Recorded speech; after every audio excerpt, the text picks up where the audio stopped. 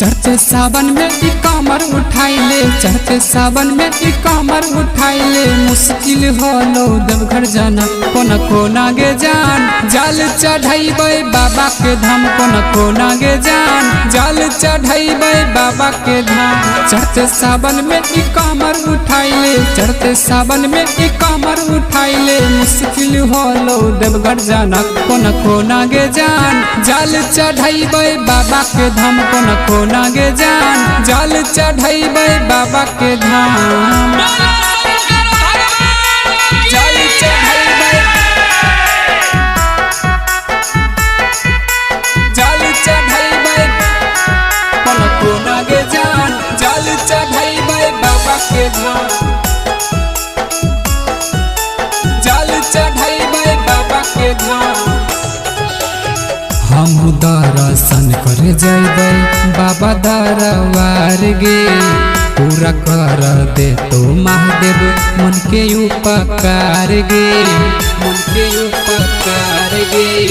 हम दर्शन करे जैबै बाबा दरबार गे, पूरा कर दे तो महादेव मन के उपकार गे।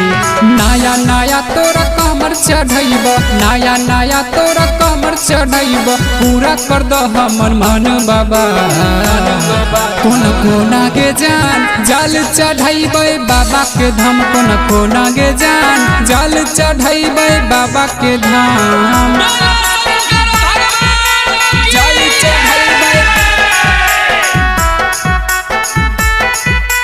जल चढ़ैबै, कोना कोना गे जान जल चढ़ैबै बाबा के धाम,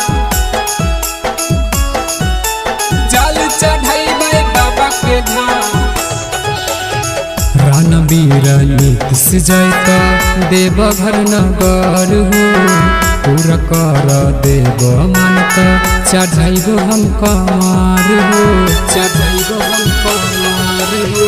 रणबीर राकेश जैत देवघर नगर हो, पूरा कर देव मन त चढ़ैब हम कमर हो।